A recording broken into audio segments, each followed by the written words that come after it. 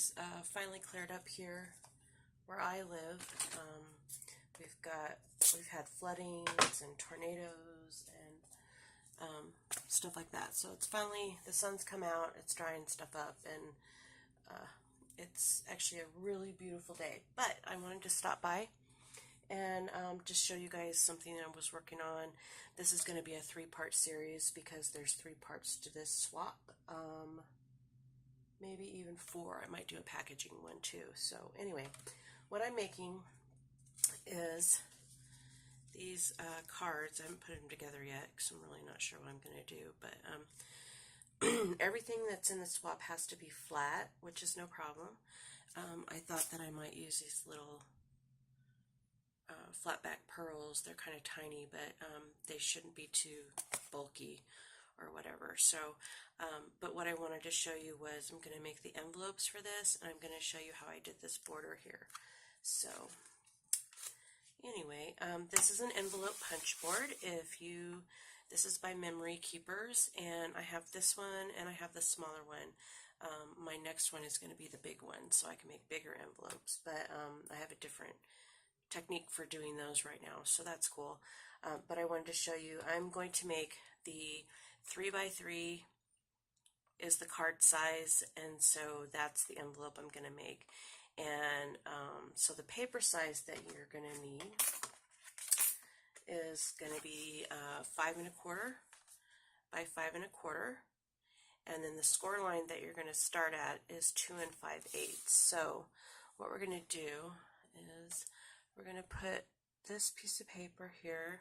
It's kind of hard to do black with the glare of the light, but so anyway, you're going to put it on the 5/8 mark. You're going to do the punch, and you're going to score. And then you don't have to line it up again with the 2 5/8. You just line up this little part right here with the score line that you just did. You're going to punch, and then you're going to score. And you're just going to do that all the way around. Probably shouldn't have my glass mat here, but it's okay. So do that all the way around. And then I like to round my corners, the top and the bottom. So on the top of the punch board, there is a little punch, so you can put your corners in like that. And if you want, you can do all 4 sides, but normally I just do the top and the bottom, but it doesn't matter. So anyway, that's one of them. I'm just going to show you how to do one. I'm not going to make you sit through all 5 of them. So anyway, and then what I like to do is when you score cardstock, you have to be really careful that when you fold it, that you don't break the fibers in the paper. And so what I do is I just like to take a ruler, kind of line it up on the score line. Now if you're using paper, you don't have to worry about this, but I will just go back and forth, kind of loosening the fibers on the paper, and then take the ruler away, and then just kind of work it. And then you can score it with a regular bone folder, but sometimes it'll help and sometimes it won't, but you just have to kind of be patient with it. So we're just going to do all the sides, and all you're doing is you're just loosening up those paper fibers. So I pinch it in the middle, and then use your bone folder, and you can make a crisp edge. But I know from experience that if you don't do this, the fibers in the paper break, and then the envelope falls apart. So let's do that one, and I'm going to do this one. And I do this when I'm making books too, with the paper around the chipboard. Just helps. So the fibers just loosen up. Okay. And then now you can do it 2 ways. You can do it with this part down and looking like that, which makes it hard, stuff gets caught on this, or you can do it this way. depending on how my envelope turns out when I score it, usually depends on how I do that. But anyway, so I just put a little bit of glue right here for this part. And again, you can use glue. I've used score tape before, but I'll show you what I'm going to do with the score tape. So anyway, I'm just going to come here, just put a light line of glue.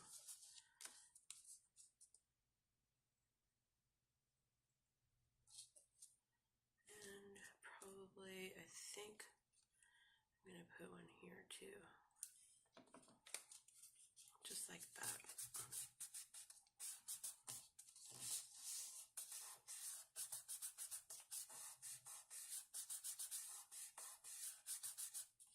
Okay, just like that. And then they do make dies that you can make little punches and you can, fold that in. But what I do is I take, I think this is 1/8 of an inch score tape. Where'd my ruler go? There it is. All right, so let's see. Yeah, so that's 1/8 of an inch, and I get the Sequing. It's a book type of score tape, so it's a lot sturdier and sticky than just your normal like red line tape or whatever. So the person that gets this will be able to close the envelope and seal it. I will put just the score tape. I won't take the score tape off. I'll leave it on there, and then the recipient can just remove that if they want to use the little card, just like that.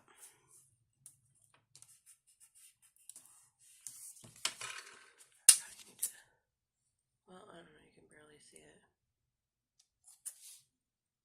Cut off some fuzz from when I cut the cardstock.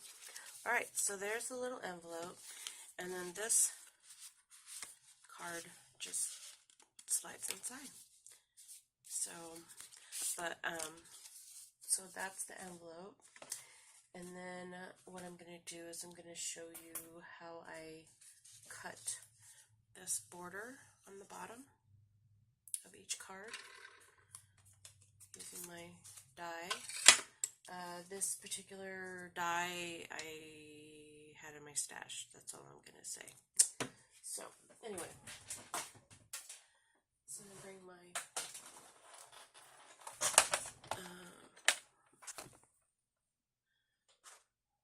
big kick over. So what I do is I line up the piece of paper. I open up the card, and then what I do is I take this and line it up so there's just barely, you're barely going to cut off the edge of the paper. Okay? And then you're just going to run that through this die cut machine.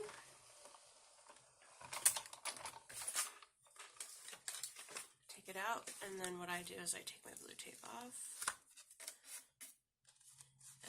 and then take that little piece off, and then your card has a border, a pretty scallop border on it.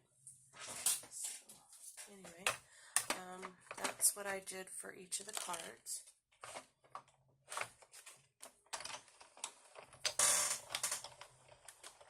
I'm going to put my machine away, but I have to, I'm OCD, so everything has to line up.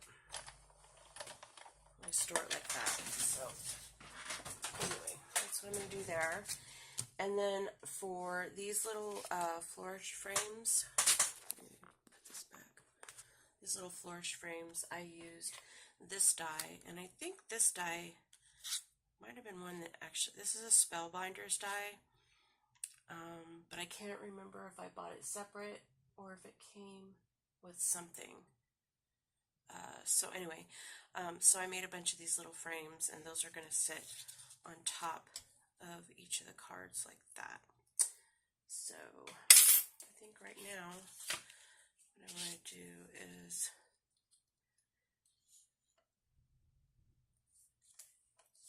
I was trying to figure out what I want to do because I felt like it was just so plain, but I think I'm going to do that. So these are some leftover strips that I had after I cut some paper out for everything that goes with this project. And so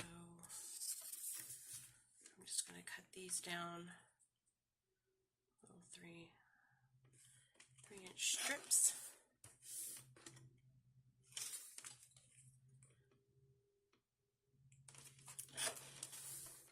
And I'm going to use these on the cards, so I need 5 of them. I wonder if that one's, ooh, it's a little bit smaller, so it won't work. But it's no fear, I have 2 strips. Alright, so there's 3, 4, and then this will be the 5th one. Alright, but don't throw those strips away just because they're small. Doesn't mean you can't use them. I'm going to put them back in the bag, my scrap bag for that paper collection. And then, so for each one of these, I'm just going to grab one of these. And you know what? I don't think I'm going to do that. I think I'm just going to use my HEG gun.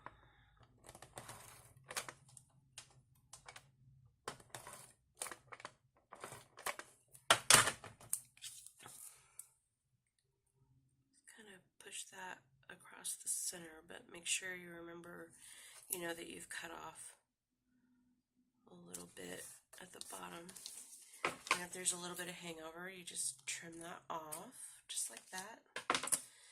And then this, because everything has to be flat, I'm not going to, I don't know, maybe I could use, I should be able to use that. I'm going to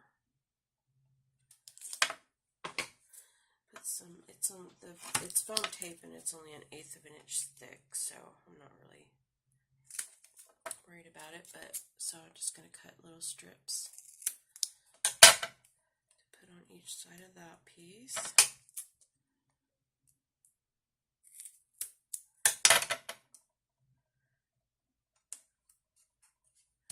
Just like that.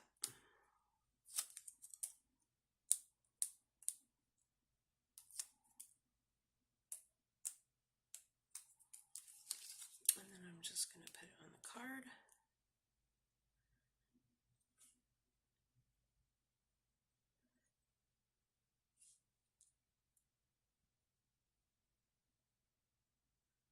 I don't think I put that strip on there. Okay. Just like that. And then I have this little, that paper pack that I'm using. Is the DCWV, one of my favorite paper collection people of all time. And this one's called Watercolor, and it's kind of like a springy tropical color set. So there's a lot of gold foil paper in it. And then there's these strips. This paper that has these strips of words. So I just use that for the sentiment on each one of the cards. So I'm just going to do this one and put that in the center.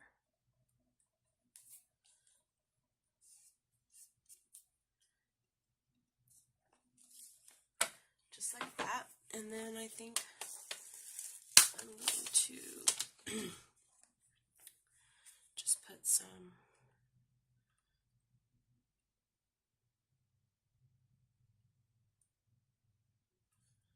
dots.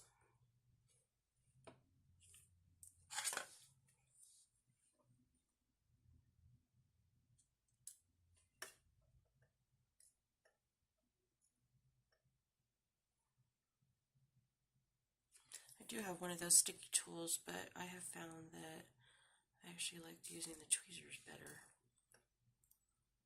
So and I don't worry about the glue because it's going to dry clear. Let's see, I think I can use these.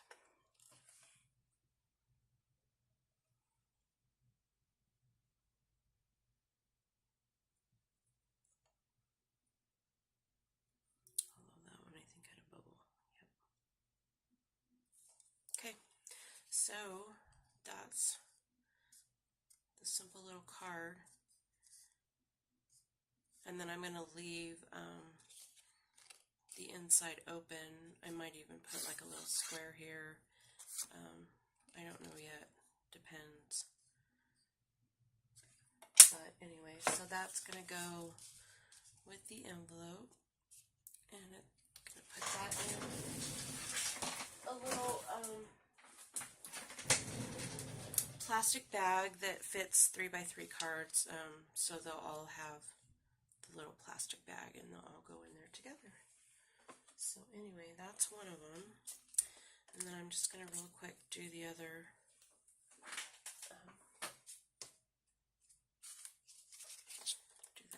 ones. So we got our strip.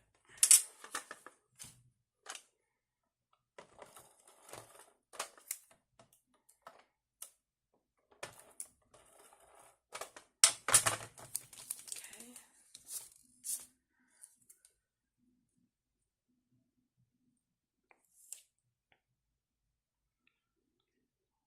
Kind of hard to line them up when there's nothing to really go by for, I think I lost a little pearl.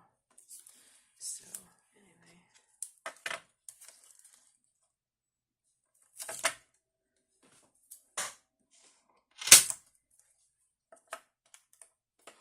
That one might be big enough. Yep.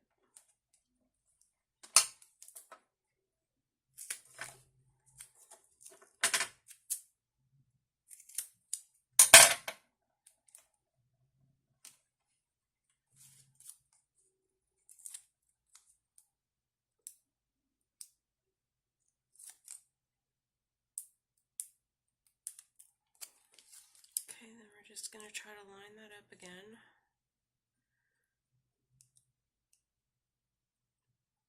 Like that. Put our sentiment.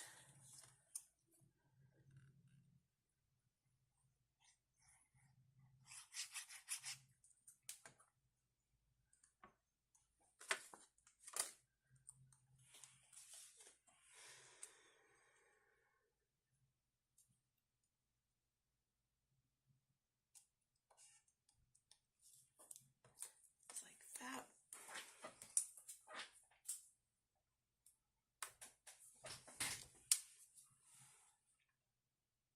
Again, put our little dots.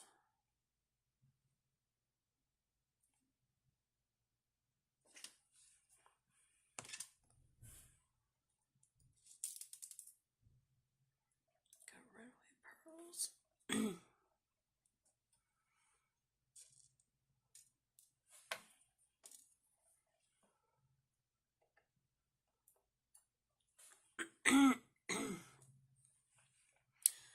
So one of the things I hate about buying these little pearls online is that I'm not really good with the measurements. I used to make jewelry, but I haven't made it in so long. I'm not good with the millimeters and stuff. So when I got these, they were kind of tiny, but I still like them. They're fun. They just add a little bit of extra, a little bit of dimension. I didn't want too much on these only because they're mainly supposed to be flat, so. But anyway, so that is my just short Sunday project share with you, what I'm working on. You know, little tutorial to show you how I'm making these little 3x3 note cards, which is a lot of fun. And I hope everyone has a blessed rest of the day. And thanks for stopping by and visiting with me. And I will talk to y'all later.